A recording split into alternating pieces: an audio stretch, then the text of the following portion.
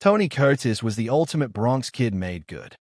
Born Bernie Schwartz, he transformed himself from a street-tough teenager into a technicolor god with a pompadour that launched 1,000 imitators, most notably Elvis Presley.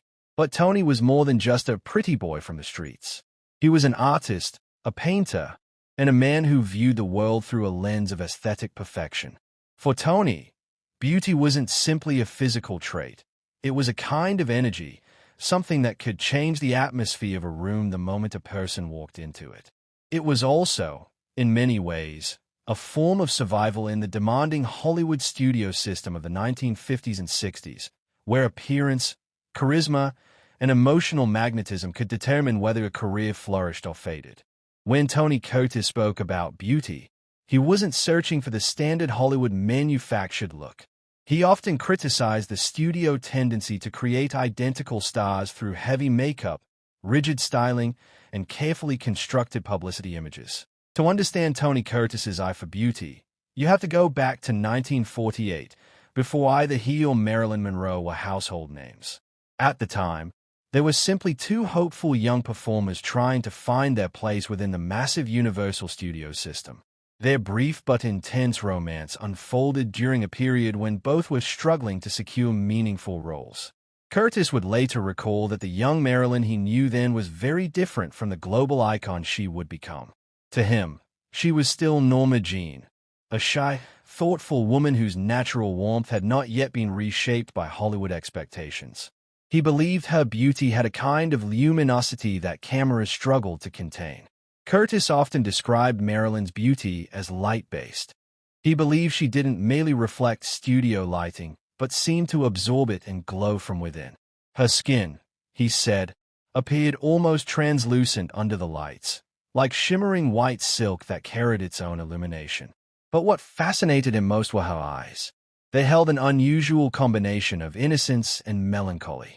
Curtis sensed in her gaze both childlike wonder and a quiet sadness, as though she were aware of the fragile nature of the world she was entering. That emotional depth made her beauty more compelling than simple physical perfection.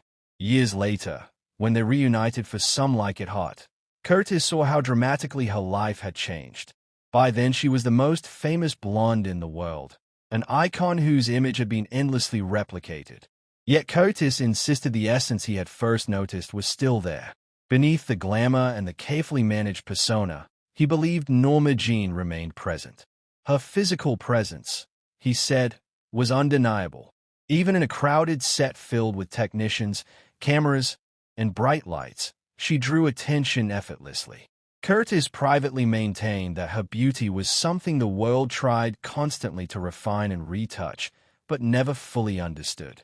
If Marilyn was the fever dream of Curtis's early Hollywood years, then Janet Leigh represented what he later called the symmetry of grace. When Curtis married Janet Leigh in 1951, they quickly became one of Hollywood's most photographed couples.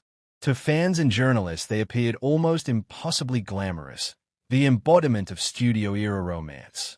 Curtis often said that Leigh's beauty had a different quality than Marilyn's. Where Marilyn's was luminous and emotionally charged, Janet's was balanced, composed, and architecturally perfect. Curtis, who had developed a serious interest in painting, frequently spoke about Leigh's face in almost sculptural terms. He believed her profile was among the most harmonious in Hollywood. The angles of her cheekbones, the gentle curve of her jawline, and the clarity of her eyes fascinated him from an artist's perspective. He once remarked that if a classical sculptor had been asked to design the ideal Hollywood face, the result might have resembled Janet Leigh. But beyond the visual symmetry, Curtis admired her discipline.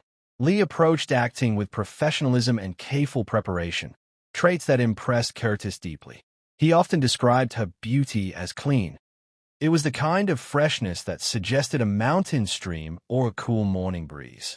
Unlike the dramatic glamour associated with many actresses of the time, Leigh's appearance felt natural and approachable.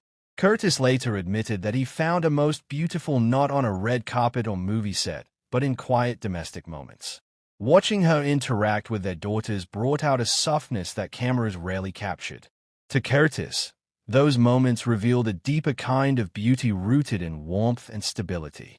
He once referred to Janet Leigh as the diamond of the desert, a presence that sparkled brilliantly but remained resilient even in harsh conditions. In 1962, Curtis encountered another woman who dramatically altered his understanding of beauty, Christine Kaufman. When they met during the filming of Taras Bulba, Kaufman was only 17 years old, yet Curtis immediately sensed a maturity that went far beyond her age. Unlike many Hollywood starlets, Kaufman carried herself with a distinctly European sensibility. Her mannerisms, speech, and artistic interests gave her an air of sophistication that intrigued Curtis. He often described her beauty as old world. It was not built around glamour or spectacle, but around subtlety and refinement. Kaufman's delicate features reminded him of classical portraits he admired in European museums. Her wide, expressive eyes and porcelain-like complexion gave her a presence that felt almost timeless. Curtis believed that her beauty carried a musical quality, something he once called melodic.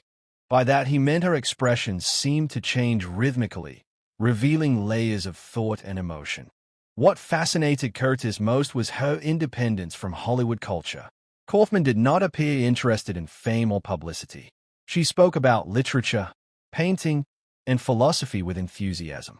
For Curtis, who was trying to prove he was more than a handsome leading man from the Bronx, her intellectual curiosity was deeply appealing. She encouraged his growing passion for painting and introduced him to new artistic ideas. In many ways, their relationship represented a turning point in Curtis's life, prompting him to take his artistic ambitions more seriously. Another woman Curtis often described as truly beautiful was Natalie Wood. Unlike some of the other women on his list, Curtis never had a romantic relationship with Wood. Instead, their connection was built on friendship and mutual respect. Having both entered the film industry at a young age, they shared an understanding of the pressures placed on child actors who transition into adult roles. Curtis was particularly captivated by Wood's eyes.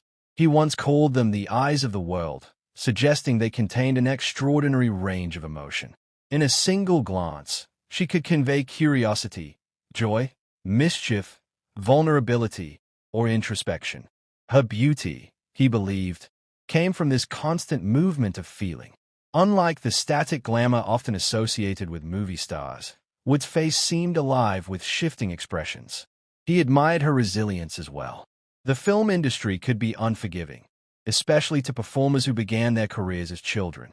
Curtis saw Wood's ability to mature into a respected actress as a kind of triumph. Her beauty, in his eyes, symbolized survival. It proved that someone could endure the pressures of fame and still retain authenticity. Watching her on set, Curtis believed she radiated a kind of vitality that made her unforgettable. Even under harsh studio lighting, she seemed to carry a natural glow that cameras struggled to replicate. The final woman on Curtis's list is often remembered with a sense of tragedy, Sharon Tate. Curtis met Tate while working on the 1967 film Don't Make Waves, and her presence left a lasting impression on him. Tate represented a different type of beauty than the actresses he had known earlier in his career. Where Marilyn embodied luminous vulnerability and Janet Leigh represented elegance, Tate seemed to embody a kind of natural innocence. Curtis described her beauty as pure.